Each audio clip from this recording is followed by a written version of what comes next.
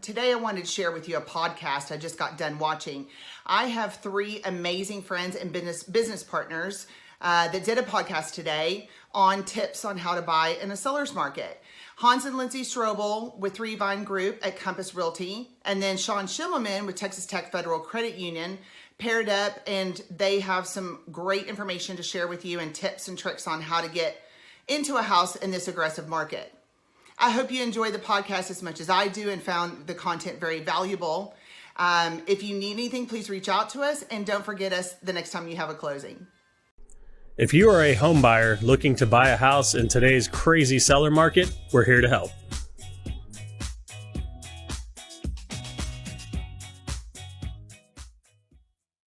Hello, welcome to More Than Home Podcast. I'm Lindsay and that was Hans. And we're super excited about our guest today. We have the regional manager from Texas Tech Federal Credit Union, Sean Schimmelman. Welcome to the podcast. Great. Thank you very much. Thanks for having me out. Yeah, absolutely. Sean is taking care of tons of our clients. He is super good at what he does. And I think maybe just, can you speak to start right off, like how long you've been in the business? Sure. I think that's huge. So I've been in the mortgage industry for 20 years. Yeah. And before that, just general finance. Mm-hmm. So I've seen the ups and downs, the crash, lived through all that. Been with Texas Tech Credit Union for 2 years so far. And, it's really been expanding in the Dallas-Fort Worth market. So we're excited about that. And we're kind of in a bubble here in DFW as far as our extreme highs and lows are a little bit different, but what we're seeing right now is a high, really unlike we've seen as far as it being a seller's market. What kind of things are you seeing that's helping buyers get into homes right now? Like I said, it's very challenging. So we have a lot of people that are pre-approved for a home, but they can't find a home or they can't win a bid. So really, it's really listen to your agent because they're going to advise you on the best offer to get into that house. Right. I know one agent's actually starting hosting auctions at the homes just because, it's a little bit different. There's so many people too. There's so many people through, trying to buy a house. And it really, the higher price points you're looking at, the less buyers usually filters down, right? So with rates a lot of time you can afford a little more house, so maybe press that envelope a little bit higher so weed out some buyers.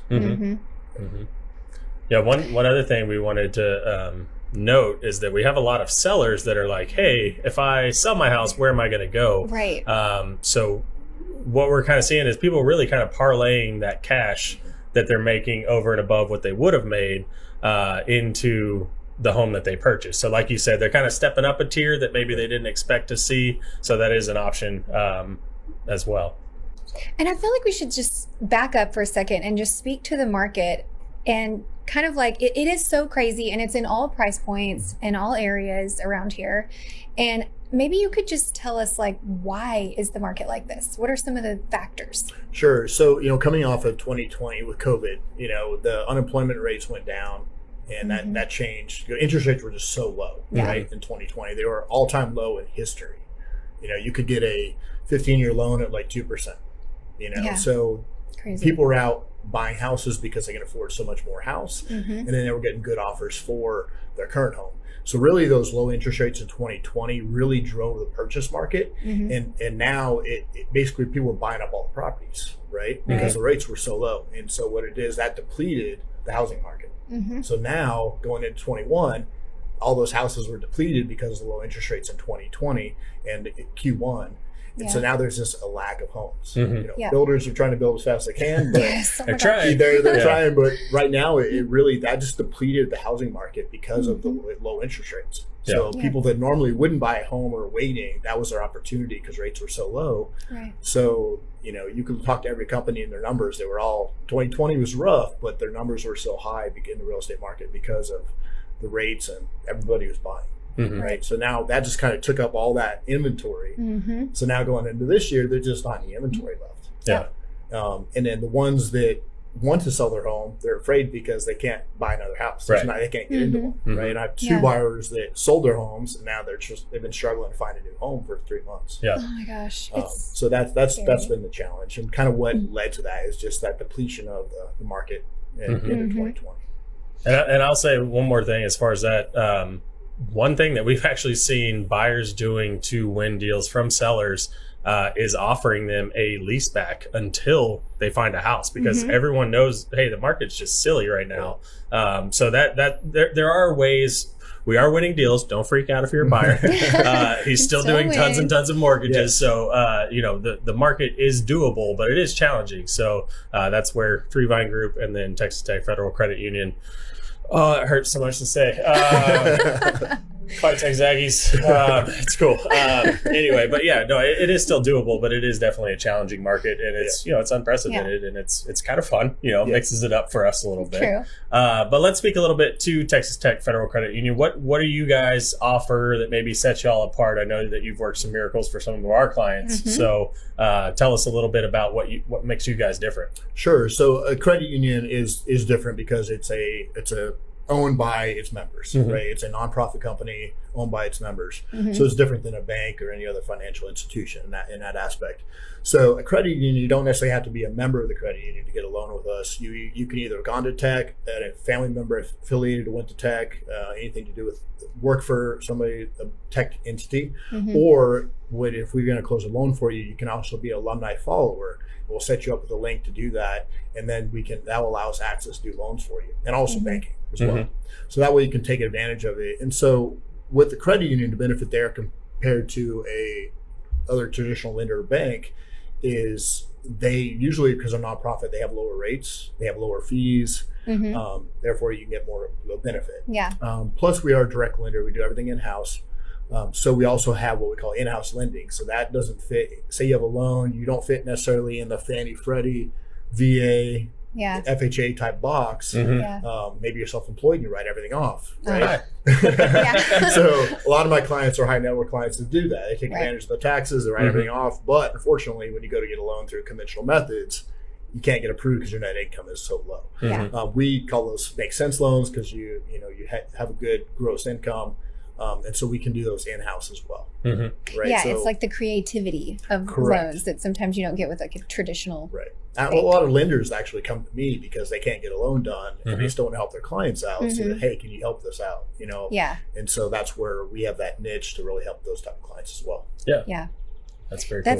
It's super nice because I was going to say that the market is crazy, not in just certain price points. It's in all price points. We have clients in like the 2s and 3s up to like 2 and 3 million. And it is like that all across the board. Hyper competitive. Yes, it's crazy. So there's a lot of like self-employed stuff going on. Yeah. And like you said, Hans, there's still a lot of business, a lot of houses that we've done. It's just we don't have the luxury we used to have. It takes a little more work to get into a house these days, right? Just because there may be more offers on that home. More time. And a little bit more limited, inventory. Yeah. But we're still, getting people in the house. Yeah. I mean, you were saying even for 2020, like you had a monster year and it's not what you would have expected with the pandemic going on. And we're the same way. We're on track to have our best year ever in 2021 coming out of it. And it's just like, oh, okay. All right. We're figuring out a way to do it. So it looks different. Definitely still here to help everybody. So what about first-time home buyers? Sure. So a lot of first-time home buyers, like I said, we saw a lot of those coming in 2020 because of mortgage rates. Because they're like, wow, I can afford $200,000 more in value on a home because the rates are so low. We do have a lot of programs, whether it be FHA offers a first-time home buyer program. Fannie Freddie also does, so you can do like 3% down with those for first-time home buyer program, which may be a little bit different. There's a lot of other things that are geared toward that. Say some first-time home buyers may not have the assets for the down payment. Right. There's a Texas program called Tshack that actually can give you up to 5% of the down payment. So that way, it's a forgivable bond basically. So after you live in the home for 3 years, they forgive it. So it's basically free money for you to get into a home, right? So that's been a big benefit for some people that may just be lacking the down payment. But as far as if you do have the down payment, there's still a lot of great conventional and FHA programs to get into a first-time home as well. Did y'all see any major changes with the change in administration at the beginning of the year? Mainly just the market change. The interest rates obviously went up a little bit. Part of it is due to the administration change. Part of it is due to the unemployment rates came out. People are getting jobs again. Therefore, that brings rates back up. So it's kind of a combination of both of those. Plus, the stock market's been going crazy. If anybody follows that all year, so that's been influenced by a lot by the administration as well. Yeah. And I'll say, speaking from experience, the last house I bought was 2012, and it seemed like a much easier process than what the feedback we're getting from buyers today. So what, So I guess kind of different. what expectations should we as realtors help set with our buyers so that they're not coming to us saying like, Sean asked me for this again, like that kind of thing. That's what we're hearing right now. Right. Is there something like, do you guys give guidelines or kind of like try to paint the whole picture for them? What's y'all's process with that? Right. So a lot of lenders and agencies, say Fannie Freddie, they have their guidelines, right? They require, and they get more conservative the way, basically with the market. So they get more conservative, asking for more documents and things like that. A lot of lenders have what we call overlays in the industry, and that's where they take those and they add on some, be more conservative to double check everything. Yeah. So that makes it a little more of a tedious process because they come back asking for more and more documents. Us as a direct lender, we don't really have any overlays. It's pretty much those guidelines. And then with our in-house loans, it's a little bit easier than that. Right. So that's where it can be a challenge. Is mainly it's just because of the market and those overlays that are put in place just to be more conservative. Right. Since the crash, those overlays went to the extreme, and they've been kind of tiered down a little bit, but we still deal with a lot of those overlays. That can be challenging. Us as a lender, I try to set my expectations with my customers that, hey, this is the entire process from start to finish, kind of lay it out so they know what to expect. Right. And then we have great technology within an app system so they can look at it and see exactly which documents they need, what they're pending, so you can upload them. It makes it a little bit more transparent for your customers so they know the process. A lot of companies may not have that, and so they don't know what's happening next. They don't know what they're missing until maybe the last minute they ask for something. Totally. We get that. So let's talk advice. What would be your advice for a buyer? And then also what would be your advice for a seller? That's a big question. Yeah. So as a buyer, like I said, the market is great right now. So I advise, best time to buy, right? Because you can afford much more house. You can stay in that house a lot longer. Plus, with the way they're appreciating with the value, Yes. It's crazy how much they've gone up in the last 3 months with appraisals and the bid market, right? Yeah. So definitely, I wouldn't hesitate and just get into the house, while you can, because you're going to get into it at a good interest rate and a good price point, because the appreciation is going to continue to go up, right? Interest rates, kind of a tangent to that. So. The Bankers Association of America said that interest rates should top out at like 3.8 this year for a 30-year fixed.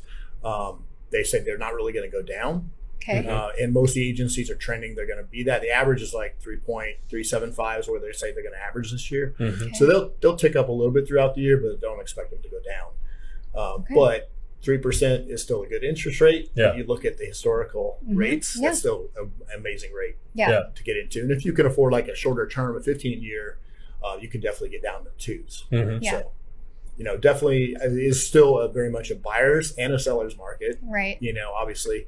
So a seller, I mean, if you can find a new home to get into, or maybe you do that, then it's definitely a good time to capitalize on the appreciation of the house. Right. But buyers, it's a great year to buy.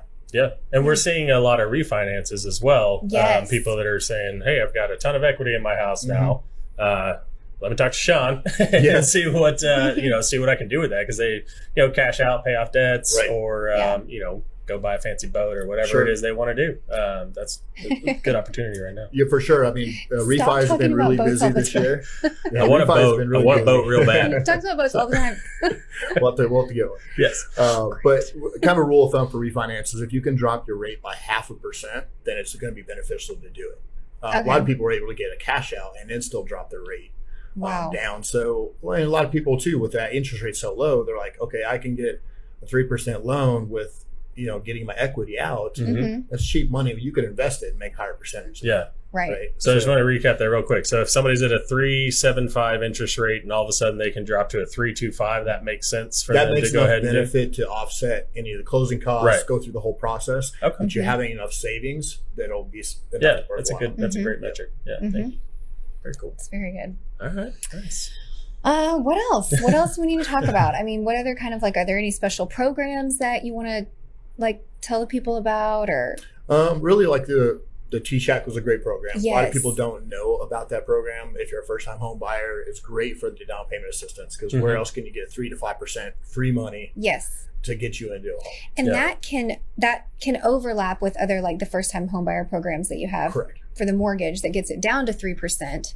And then you can overlap Tshack up to 5%. So really Yeah, it's and like say no you down say payment. so you do like a 3% down, Mhm. and then you get 5% Tshack that pays your down payment plus some of your closing costs Yeah. and Right. escrows. So I've had some clients who come to the table with nothing Yes. because it's all paid for. Yeah, we've seen that a little bit. So that's a great benefit. And Tshack is designed. It's a Texas bond program, so it's Yeah. designed to stabilize our economy and get people into houses. Mm-hmm. So it's a good program for those. How would you say Texas differs like just in your mortgage world from So- other states? So I lend in 48 states, everything but Alaska and Hawaii.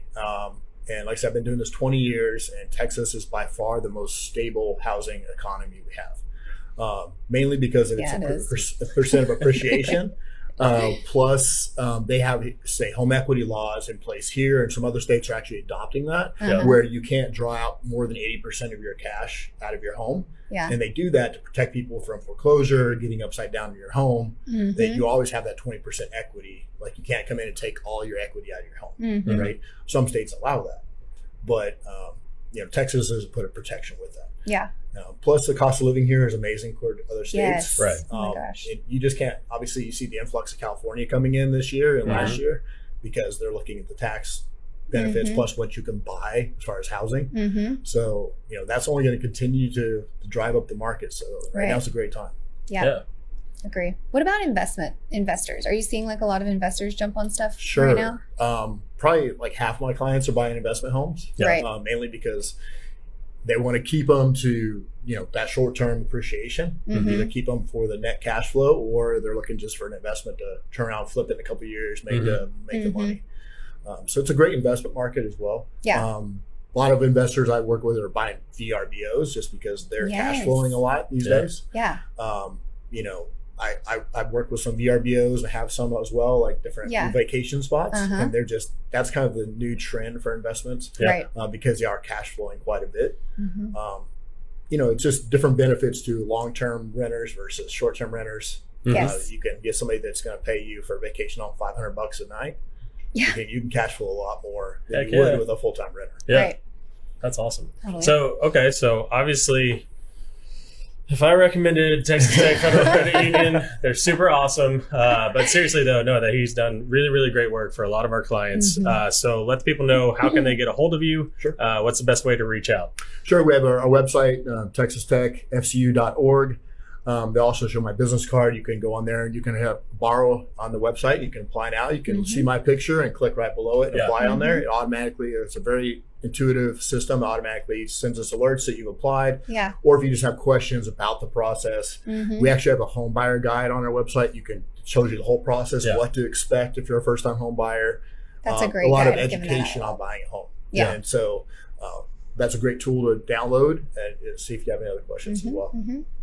Hans, do you want to put the helmet on or? Yeah, No, you I'm wanna wear it? good. I did want to let everyone know I'm starting officially fighting Texas Aggie Credit Union. No, I'm not at all. That terrifies me. But no, I did. I guess we have a signature question, but it's kind of the same because you're in the business. But when people find out we're realtors, Yeah. they always want to know how's the market. So when people find out you're in the mortgage world, banking world, what's the number one question that you get? A lot of the interest rates. Where Yeah. the rates going? What are the rates? Yeah. Right? What is Yeah. the rate? How much can I get? Right now. When is that going to change? Exactly. Yeah. So, it's just like the stock market. I don't have a crystal ball, Yeah. but we go off like the Mortgage Bankers Association, a lot of analysts, companies out there that Yeah. tell you where it's going to trend. A lot of the interest rates are really built on the 10-year bond, unemployment rates, things like that. And that's why they dropped so low last year, is because the unemployment rates and they were trying to stabilize the industry a little bit, give everybody a little more cash flow, stabilize the Yeah. housing market. Plus, we're still actually Buying recovering from 2009, honestly. Really? So I always get questions about the modification and servicing side too, which I've been in as well, because they keep extending the modification programs to keep people in their homes, which was perfect for COVID because people were unemployed, Yeah. right? So they help you modify, put you on a payment plan, keep you Yes. in the home, and that's built to keep people in their homes. Last thing a company wants to do is take your home. there's really not much money in it like people think, and they get incentives from the government to keep you in your home, right? So that's a benefit to It's do. good to know. Yeah. Right. Yeah. Great So stuff. interest rates Yeah. are the biggest thing. Yeah. So, Yeah. No, that's good. All right. Okay. Well, Cool. as always, if we can help you out, hi at 3vinegroup.com is where you can reach us if you're looking to buy, sell, build, invest, any of those things. And VRBO. VRBO. Yep, that's one of the trendy investments going on right now. So, yeah, thank you for joining, and we'll see you on the next one. Thanks.